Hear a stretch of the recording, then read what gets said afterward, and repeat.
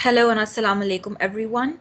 Welcome to the British Council Pakistan's session on professional inquiry in your classrooms for the Pakistan Learning Festival. Our facilitator for this session is Fiona Robertson. She is currently leading the British Council English for Education Systems team in Pakistan. She trained as a secondary school English teacher in Scotland, then moved to Italy where she taught English in many environments including SEN and in university faculties. She also started training teachers. She began working for the British Council on teacher development projects in 2011 in the Middle East and co-developed Language for Resilience program for displaced teachers and students in Iraq and Jordan, contributing a chapter to the British Council publication, Creating an Inclusive School Environment. She came to Pakistan in 2018 and is supporting professional development for state school teachers and working on the EDGE program where adolescent girls develop English and digital skills. Thank you so much, Fiona, for holding this session for us. Over to you. Thank you. It's a great pleasure to be with you all virtually. I'm sorry I'm not there face to face. I'm going to talk about professional inquiry in your own teaching environment. So let's see, what am I going to cover in this webinar then? So I'm going to look at professional inquiry, answer the question, what is professional inquiry? And I'm going to look at what the British Council did to encourage professional inquiry in the government sector. I'm then going to introduce the winners of the 2019 Teacher Educator Award and explain the areas of research that their winning publications covered. And this will give us practical examples of how we can inquire into our own teaching. And then finally, we'll take a fresh look at our teaching through professional inquiry. So if you're not sure what professional inquiry is at the moment, don't worry, because you will understand exactly what it is by the time I've finished the presentation. So how does professional inquiry fit into the Literature Festival? Well, it's about writing, it's about teachers writing about their own experiences in class with the students, and it's accessible grassroots research. Very readable, very easy to understand, and very pertinent to the local Pakistan context because it's been conducted in government schools in Pakistan. And if somebody from outside Pakistan is looking at this research, it will give them a very good picture of what teaching is like in Pakistan. And here's a picture from one of the pages of the published research. Okay, so what is professional inquiry? I'm going to go to Simon Borg, who is an expert in professional inquiry, and he visited Pakistan in early 2020, just before lockdown, and was able to conduct some workshops specifically on professional inquiry for our government teachers, the teachers who'd actually participated in our professional inquiry competition. So Simon describes professional inquiry as teachers taking charge of their own professional development. So they're developing in a way which is useful for them in their context. Its focus is on teaching and learning. So it's not just about the teachers, it's about the students in class. Teachers grow by engaging in professional inquiry. And it's about collaborating. It's about teachers working together to discover things about their teaching context. It's also about keeping teaching routines fresh. So how often have we rolled out that old lesson that we know always works? The same examples for teaching the simple past, throw them in the dustbin and have a fresh look, try out new ideas, and it'll wake you up and it'll wake your students up. Professional inquiry is also looking at what the students are doing. So rather than concentrating on the teachers, we're looking out into the classroom and examining exactly what is happening with the students. And I'm going to explore that further in a bit. Okay, so what did the British Council do? So the Teacher Educator Award started under the Pili project, which was a large-scale project. It started in 2017 and finished in 2020, and aimed to reach all the primary teachers in Punjab. It was a project on pedagogy, and British Council worked with the Qaid Azam Academy for Educational Development, QAED, on this project. Every year, the British Council set up the Teacher Educator Award, and it allowed teachers to explore their own contexts and practices in order to better understand their work and enhance their students' learning. But it was also to recognise and celebrate the contribution of our expert trainers or master trainers involved in the education of teachers. So we had a pool of 1,000 master trainers in Punjab from the government sector who were training and mentoring the teachers, and we wanted to recognise their contribution to the project. So in 2019, this award was given for professional inquiry, and it's sometimes called action research. You might be aware of that. And the teachers were invited to explore an aspect of pedagogy in their own classes. Now, professional inquiry is seldom used as a means of professional development by teachers. Generally, it was more about face-to-face training being rolled out until the pandemic, which because now most training has been put online. But when teachers are involved in professional inquiry, as I said before, they're in their classrooms, they're exploring their own situation, and all the benefits of them analysing what is happening in their classes, all these benefits immediately positively affect the students. So there's no delay between the teachers receiving the training and the teachers deciding to put into practice what they learn in the training in the classroom. It's an immediate, has an immediate impact on the students. So in 2019, then we had 5 winners of the Teacher Educator Award. Here they are. You can see a picture, and I'm just going to run through them and what they did. So we had 5 finalists. Ifat Jabin won the Teacher Educator and Research Award outright. Fatima Shahid, Sonia Safta, Mohammed Wakas and Azka Kiran were declared as the runners-up. And I want to give thanks to Afia Qureshi and Rabea Saeed, who set up the professional inquiry and monitored the participants. So I'm not going to claim any credit for that. I wasn't actually working on it, and the whole thing was set up by Afia and supported by our training consultant, Rabea, who did an amazing job.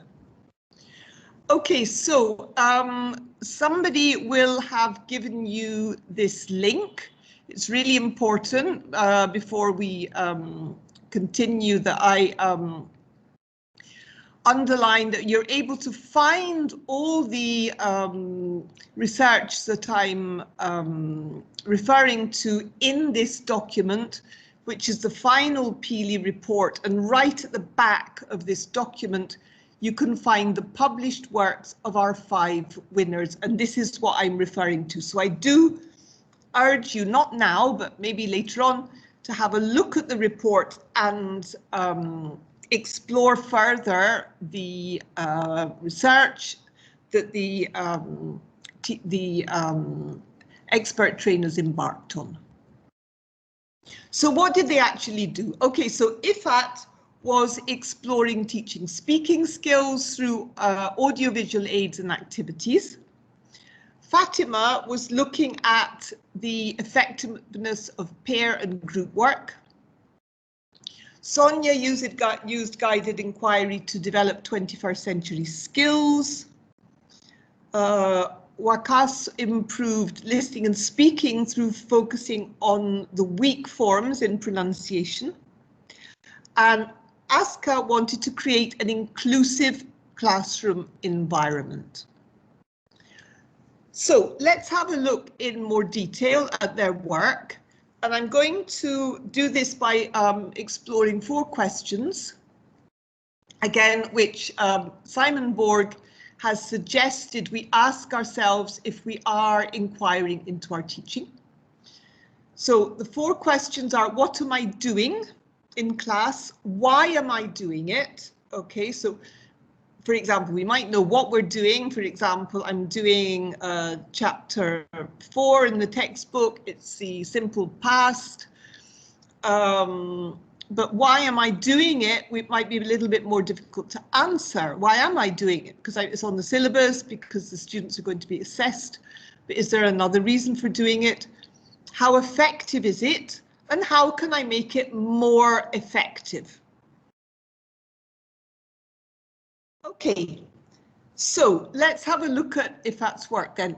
The question, what am I doing? So IFAT writes, I first became aware that speaking was a neglected area in public schools of Pakistan when I started teaching English to grade 7 in 2014.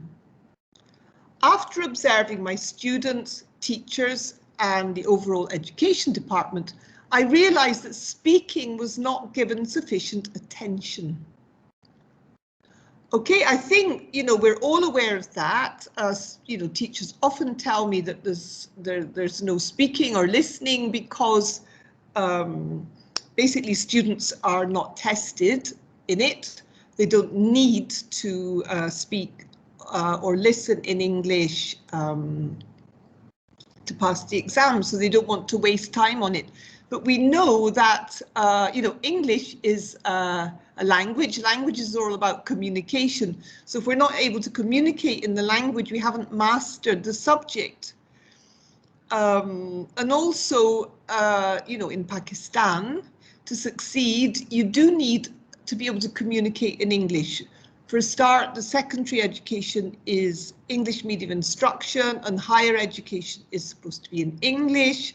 So, even though the immediate need to pass the exams is possibly not there, the students are definitely advantaged if they are able to communicate in English. Okay, so IFAT decided to find out what happened during the lesson regarding speaking. So she observed one of her colleagues, and she observed that the teacher used grammar translation methods. So we all know what that is. That's the teacher generally standing up in front of the class and reading from the textbook or explaining something from the textbook, but then immediately translating it into Urdu or whatever language the local language is that the students communicate in. So the students are basically just passive listeners, and they don't need to learn to listen in English because it's all going to get translated anyway.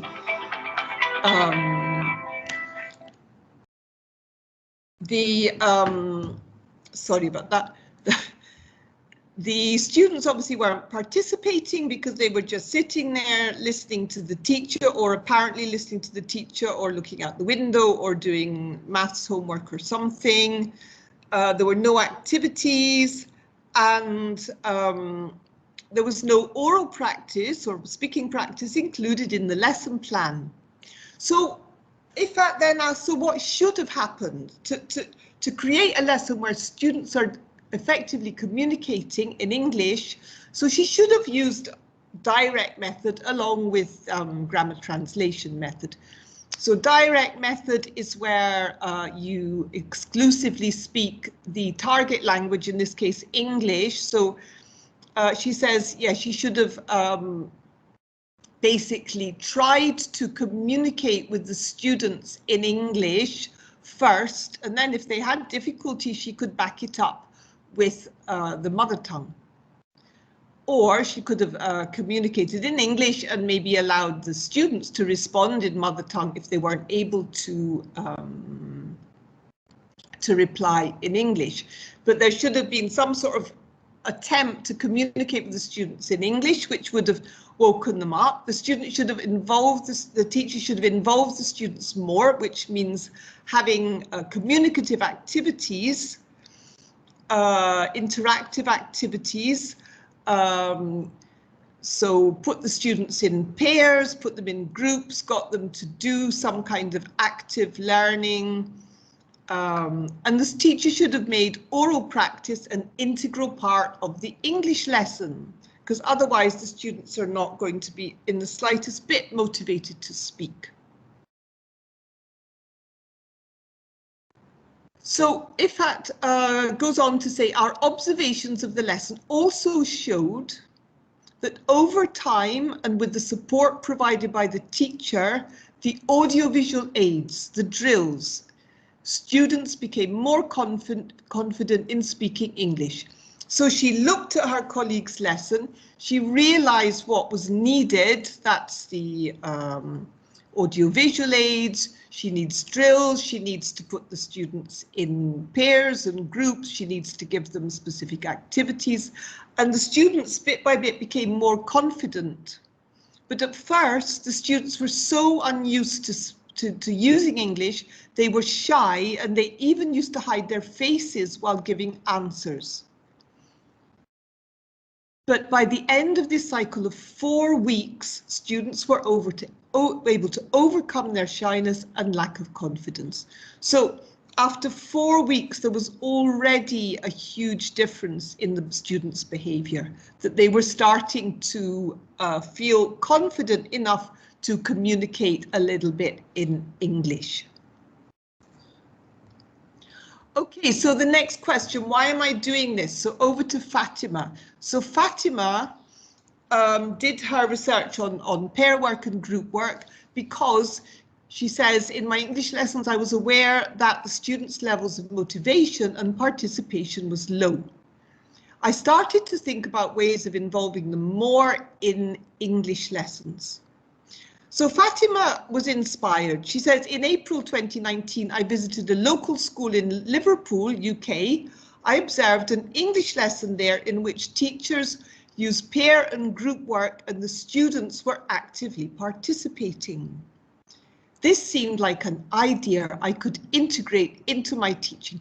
So contrary to IFAT, Fatima saw a teacher who inspired her because her students were working with each other, doing activities she'd given them, and the teacher was walking around facilitating these activities. So Fatima decided to discover, how do my students feel about pair work and group work activities during English lessons? So she didn't just decide, oh, I think these activities will be good for my students. She wanted to actually find out, were they really things that the students were motivated and enthusiastic about. So she also decided to find out, how do pair and group work enhance my students' participation in the English lessons? So she tried out 8 activities and got students' feedback. So things like back to the board, running dictation, various other gap fill activities, and from this feedback she eliminated the 3 least successful. Okay, so there were 3 activities which the students didn't find useful. They were either too complicated, or they didn't really understand how to do them, or they were boring, and so she was left with 5. Now, by including the students in some sort of survey and asking the students' opinion, the students become aware why the teacher is doing these activities, but also the students are feeling listened to, they feel that their opinion is valued, and that in itself is going to motivate them to participate in the classroom. They feel that they are given ownership of the classroom. It's their classroom. They have a say in what happens, and they can suggest things that make them feel good about their learning. So these are the questions that Fatima asked the students. Do you find group work helpful? How? Do you divide the tasks among the group, and how do you do it? Do you feel confident while working with a buddy? Would you prefer to work in a group? Why or why not? And do you warn or motivate a buddy who doesn't participate? So she wanted to find out things that we often can't see directly just from walking around and watching our groups. You know, she was actually asking them how they felt. So, you know, do you find group work helpful? There are some students who don't because they feel that they're not confident enough to express their opinion. They might feel other students are too domineering. How do you divide up the tasks? You know, how did the students work together? The last one, do you warn or motivate a buddy who doesn't participate? So if a student wants to do the activity, but their partner doesn't, what do they do? Okay, and again, this is already motivating the students because she's asking them about exactly what they're doing and how they're feeling in the classroom. Okay, so third question, how effective is it? So let's look at Sonia. Now, she was taking quite a challenging task in looking at 21st century skills. So she says teachers should develop critical thinking and problem solving in their primary students to enhance understanding about scientific inquiry. Okay, so scientific inquiry is critical thinking and problem solving. Okay, science is about doing research. And in educational policy, it's all about developing critical thinking and problem solving and other 21st century skills, starting from the primary stage, but it's in the policy, but teachers are given really very little support to understand how to set it up in the classroom. And Sonia set up a survey which proves this. So she found out among the teachers that she interviewed that 70% of teachers know about 21st century skills. Okay, so 70%, even though it's part of educational policy. And only 63% agree that these skills are useful for students when integrated in the lesson. Okay, so that's really not very many that agree that they're useful, even though teachers are supposed to be integrating them into the lesson. Only 56% said that they're trying to use these skills in their own classroom. So that's just over half. And 52% of the teachers say they face challenges when they try to teach 21st century skills. And Sonia is very humble and very honest. She says, it was clear then I was not the only teacher who found it difficult to promote these skills in the classroom. So there's something that we teachers are supposed to be doing and we don't really know how to do it, which is already very interesting findings. So Sonia set up a guided inquiry and it was in the biology classroom. It was all about observing seeds, how do seeds grow? And she set it up in a very practical way, but she said during this lesson, I did not tell students how to solve the problem. I asked questions that help them approach and solve the problem on their own. I interacted with the group, asking questions, providing resources when a group was stuck or the approach was not clear at any stage of the guided inquiry. But it was the first time that students were presented with a problem and had to find a solution by themselves. In fact, she says in her research that she noticed that students were trying to look into the course book to get the answers because it was so difficult for them to rely on their own inquiry. Okay, they weren't used to it at all. So what Sonia continues, while guided inquiry asks students to learn in new ways, teachers also need support to help them understand how they can use it to promote 21st century skills in the classroom. So in this piece of research, really Sonia is looking at what kind of support teachers need to effectively build problem solving and critical thinking into their lessons, because obviously they don't really know how to do it. Okay, so the last question then, how can I make it more effective? So Mohammed Wakas was doing a very different piece of research.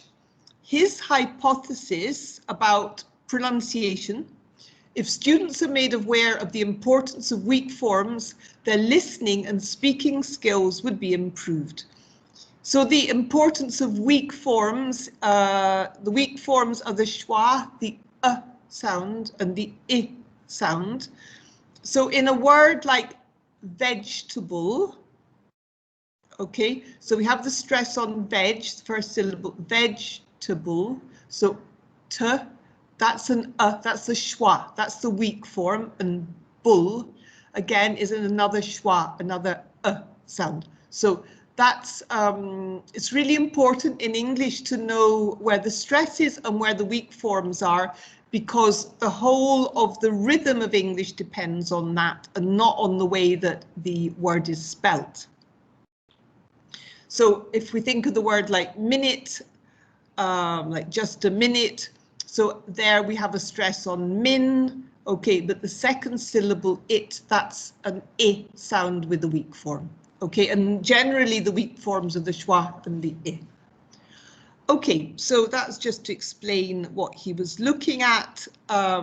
So he wanted to make sure students understood about weak forms because he wanted their listening and speaking skills to improve. So he started off very empirically by testing students and documenting their test results. He took a group of students and he gave them 7 45-minute lessons which focused on the weak form in pronunciation. And then after they'd had these 7 lessons, they were tested again against a control group. All post-test scores showed a significant improvement, ranging in individual students from 11%. So the lowest improvement was 11% improvement, and the highest improvement was 40%. So that's a huge improvement after just 7 45-minute lessons.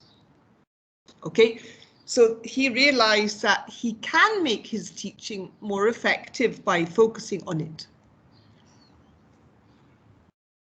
Okay, so observing the students, not the teachers. So I talked about this a little bit earlier on. So professional development nearly always focuses on the teachers. Okay, so we observe teachers' lessons, we set up teacher activity groups, teachers do online courses, but we often don't really look at how what the teachers are doing affect the students, and we can find out a lot of information by looking at what the students are doing in class.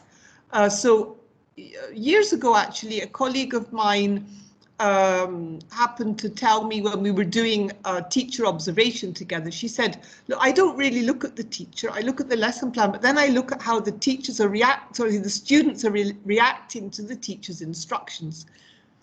And by doing that, she said, I can get a lot more of an idea what is really happening in class. So are the students paying attention? Do they understand? Are they doing something else? Are they enjoying themselves? Are they confused, etc., etc.? So Aska Kiran's piece of research actually is a little bit like Fatima's. She's also observing the students, not the teachers. So she asked two questions. What are the reasons for my students' lack of participation in activity-based science lessons? And how do students react to the introduction of more creative and variety-based activities?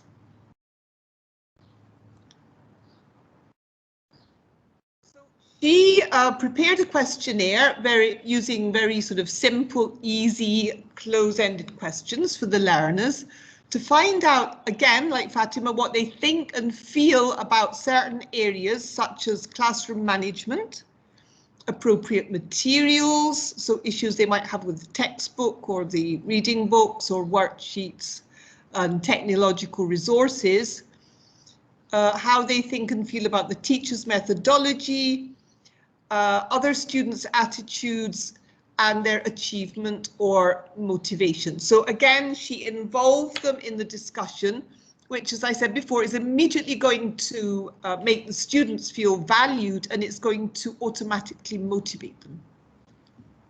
And from the preliminary observation work over 4 weeks, Aska delivered 20 science lessons and introduced a range of interactive and creative learning activities.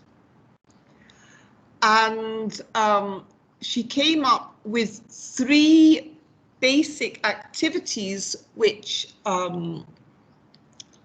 involved all the students, or helped involve all the students, not just the ones, you know, the usual ones who were motivated and left the rest behind. She wanted everybody in the class involved. So the first one was connecting the activities with learning outcomes. So at the beginning of the lesson, she told the student what the purpose of the activities was, because earlier observations suggested that students were sometimes not interested because they didn't really understand what the purpose was. So that's going a step further than just putting the aims of the lesson on the board. It's making sure that the students have understood the aims and that they've understood where she's going with the lesson, what they're going to achieve at the end of the lesson or the sequence of lessons. She used popsicle sticks, which was very creative. The coloured wooden sticks with students' names were written on them, meant that instead of nominating students directly, she randomly picked one student to give each student at least one opportunity to speak. So in that way, she knew that if the basket of sticks was empty at the end of the lesson, she'd asked every student a question, and she hadn't focused unwittingly on those students that she knew the names of, that she knew would give the right answer, or you know, she hadn't forgotten about anybody. And that, of course, would make the students all feel included because the teacher is engaged with all of them.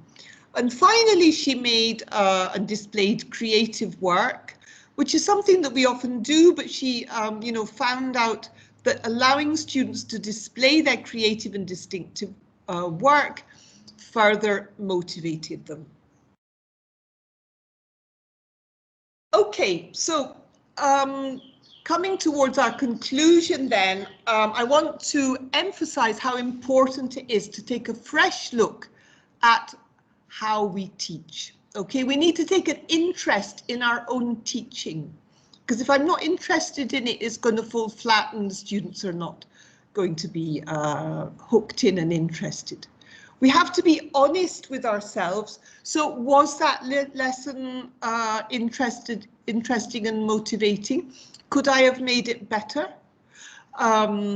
Did I include all the students? Did I assess that they'd learned something new?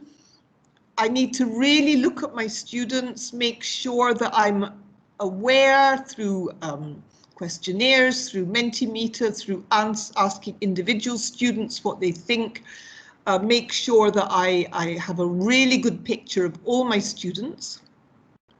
I can also involve my colleagues because I can learn from my colleagues. I can learn from their, I can be inspired by them. I can also look at what doesn't work and apply that to my own teaching. I can involve the students, so ask them, what do they want to do? What would they find useful? I can break up the teaching routine. So Aska's talking about, putting aims of the board, making sure that students know where we're going, but I can also surprise them. I can also occasionally do things that they don't know where we're going, just to keep them on their toes and keep them guessing. And in that way, students are interested because they sense that something new and exciting is happening. So back to Simon Borg then. So he concluded his little introduction to the research publication. He says the case studies in this volume provide excellent examples of how teachers can use professional inquiry to deepen their understandings of their work in order to support their students more effectively. I'm sure it will be a source of inspiration for primary and secondary school teachers in Pakistan and elsewhere. So I do invite you to click on the link, go to the end of the report and have a look at your colleagues' really inspiring pieces of research to find out how you can take a fresh look at how you teach in your classes. So thank you very much, and I'd be happy to answer any questions. Thank you so much for that interesting presentation, Fiona. I'm sure that the teachers watching this have found it really useful. I just have a couple of questions. So, you mentioned that this these researches were conducted in 2018 post COVID, and now the situation has really changed. We've been teaching online for about at least a year now. So how could this be scaled to digital online learning? Thank you for that, Sakina. That's a really important point. And it's really, it's not that difficult. In fact, possibly there's an even greater reason for engaging with our students and finding out their opinion digitally. And, we can put them into breakout rooms. We can visit the different breakout rooms where there'll be smaller groups and engage with them. We can use tools like Mentimeter, SurveyMonkey to get their opinions. We can get students to do presentations to teach parts of the lesson, get them involved, so it's not always the teacher on the screen. There's lots of things. So I think really with a little bit of creativity, we can do the same things I was talking about online. You just need to think about it, and there's a, on these educational platforms, there's always a way of doing nearly everything that we do in class online. Thank you for that. Those were some really good tips. Finally, one last question. So teachers are already, like, the time that we have is enough for the teaching that we do. So how can we conduct professional inquiry into our work when we're already so busy with teaching and admin tasks? I know, I understand that. And of course, one thing to bear in mind, I mean, these teachers were focused on winning the Teacher Educator Award, and they dedicated an awful lot of time to getting this work published. But of course, you don't need to do that. All you need is a reflective journal and maybe those 4 questions that I put, that Simon Borg suggested, and just asking yourself, so what am I doing? Why am I doing it? How can it be more effective? And look at some area where you think the lessons need to be improved, and just come up with a little plan. And it could be as easy as a little 5-minute asking students for feedback at the end of the lesson, making notes and acting on that. So you don't really have to spend lots and lots of time, and the time that you do invest in your professional inquiry, you're going to reap the benefits, because then your lessons are going to improve and they're actually going to be easier to deliver. So, a little bit of effort at the beginning is going to pay off and make life easier for you, and everybody's going to enjoy their lessons more, the teacher and the students. Those are really good suggestions. I really hope that the teachers and the school admin listening are going to take away something very useful from the presentation. I certainly found it to be very fascinating. Thank you so much, Fiona. We'd also like to thank the Pakistan Learning Festival for hosting the event, and we hope that you enjoy the rest of the festival. Thank you very much for participating. It's been a great pleasure.